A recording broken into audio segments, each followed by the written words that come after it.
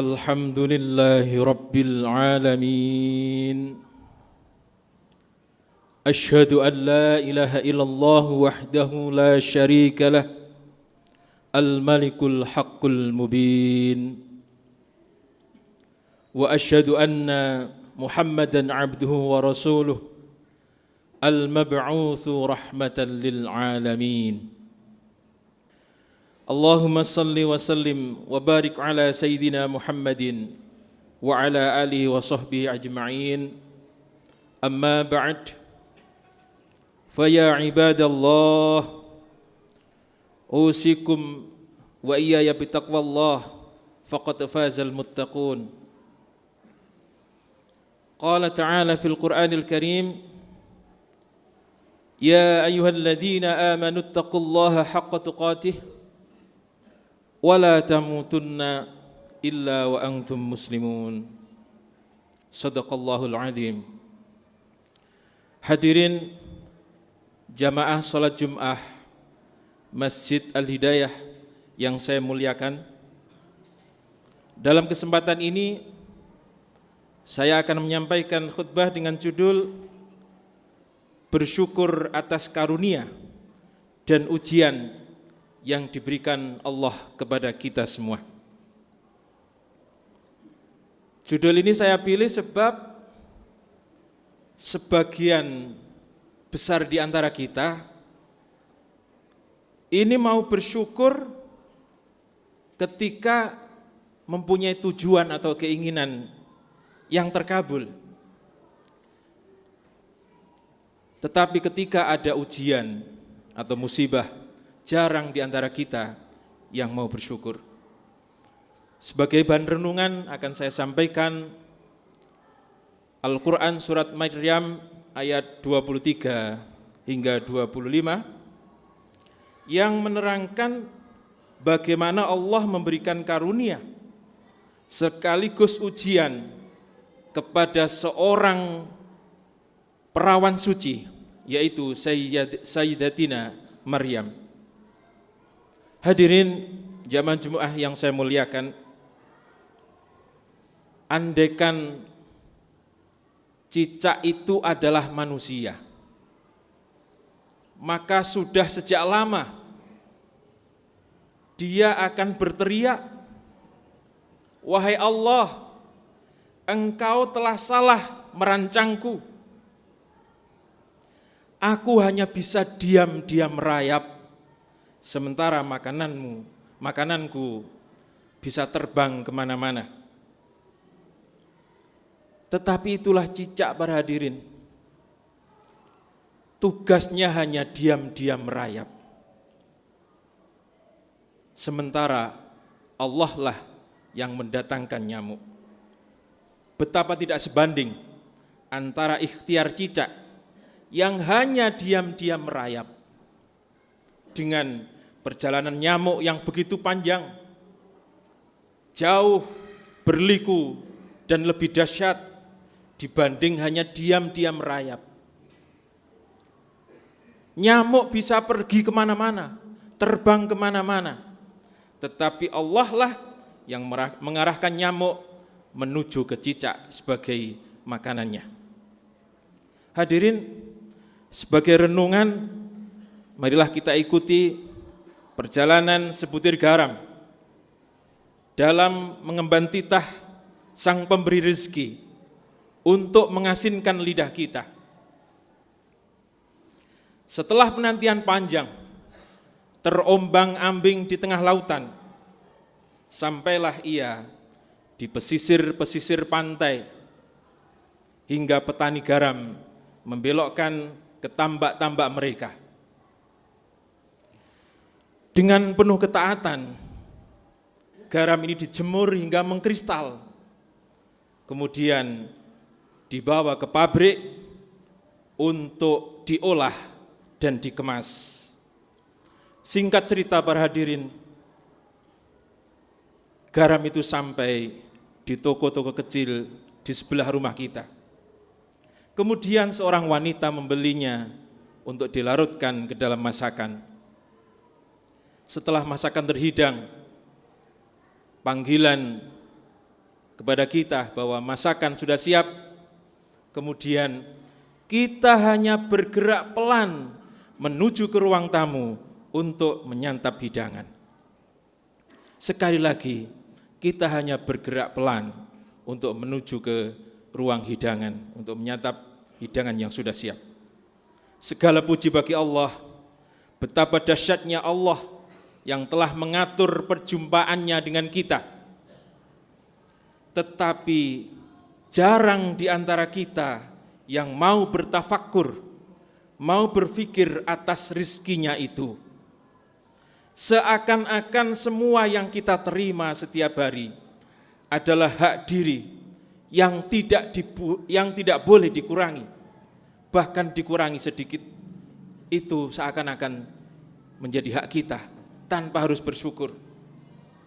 Padahal walaupun hanya sebutir garam, ia merupakan rizki dari Allah yang patut kita syukuri. Hadirin jamaah Jumat yang saya muliakan, di saat keyakinan atas kesempurnaan dan kemurahan Tuhannya sedang berada di puncak, wanita suci yaitu Maryam dianugerahi hidangan yang langsung turun dari langit,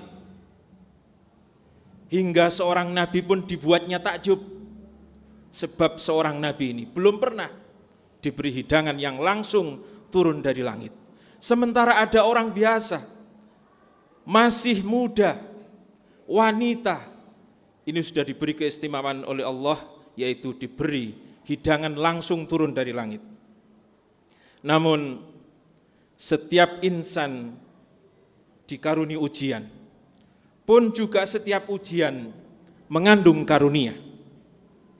Allah memilihnya untuk mengandung bayi yang ajaib, tercipta tanpa peran seorang ayah atau seorang laki-laki. Lalu kaumnya berkata, "Wahai Maryam, celakalah engkau, bapakmu orang baik, ibumu juga orang baik, tetapi bagaimana dengan engkau? Kenapa engkau bisa mengandung tanpa seorang ayah? Perbuatan apa yang telah kamu lakukan? Sementara sekali lagi, ayahmu orang baik, ibumu juga orang baik." Maka para hadirin, dalam kegelisahan itu, karena kehamilannya, ia terpaksa mengasingkan diri. Terpaan sakit dan kejang yang bertubi-tubi, yang datang sebagaimana lazimnya wanita yang akan melahirkan, menuntunnya mencari tempat yang sunyi sekaligus teduh, sebagaimana dikisahkan dalam Al-Quran surat Maryam ayat 23. A'udzu billahi minasyaitonir rajim.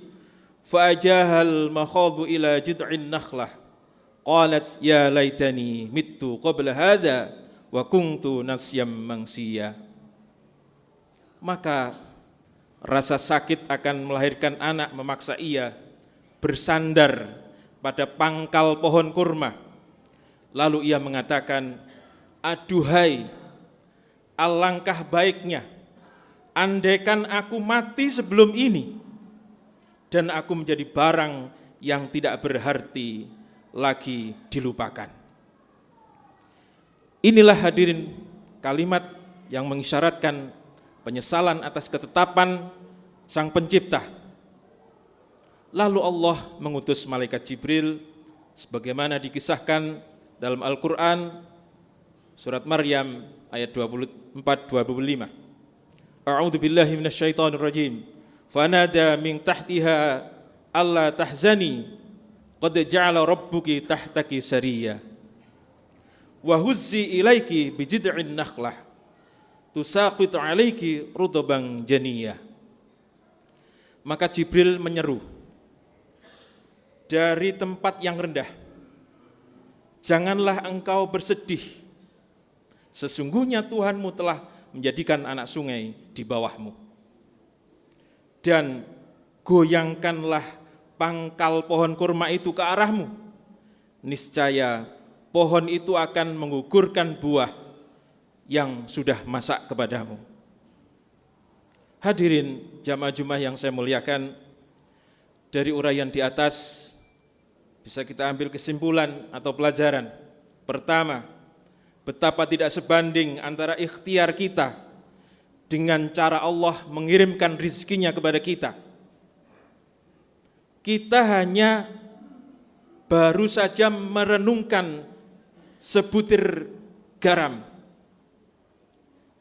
Lalu bagaimana dengan sayur mayurnya? Lalu bagaimana dengan ikan-ikannya, lauk pauknya, biji-bijiannya yang setiap hari kita makan? Bahkan Allah itu ketika kita tidur, Allah masih bekerja untuk kita, untuk menumbuhkan sayur-sayuran, ikan-ikan yang ada di lautan, termasuk juga buah-buahan. Itu semuanya untuk kita. Sekali lagi, sungguh tidak sebanding antara ikhtiar kita dengan cara Allah memberikan rizki kepada kita. Maka seorang muslim yang berpikir akan tersungkur dan bersujud karena rasa syukur yang tak terbendung, kemudian mengatakan subhanallah walhamdulillah wala ilaha illallah wallahu akbar la haula wala quwwata illa billah.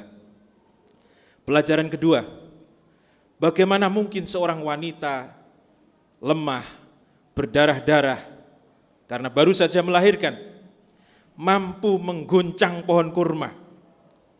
Tetapi Maryam dengan seluruh sisa-sisa tenaganya berusaha menggerakkan pohon kurma itu. Sungguh amat sulit dan amat berat. Tetapi itulah ikhtiar. Sekali lagi, tetapi itulah ikhtiar. Maka setelah ikhtiar itu, Allah menunjukkan kemurahannya. Allah menunjukkan kasih sayangnya. Buah kurma yang ranum itu kemudian satu persatu terlepas dari tangkainya.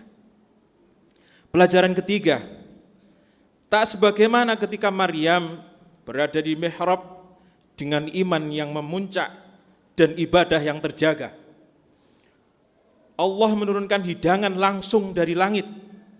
Namun ketika ia menyesali diri, yang menunjukkan ketidaksempurnaannya atas penerimaannya dari ketetapan Allah, rizki yang biasanya tersaji dari langit itu kini harus diupayakan dengan cara menggoncang pohon kurma yang sangat kokoh itu. Itulah hakikat rizki.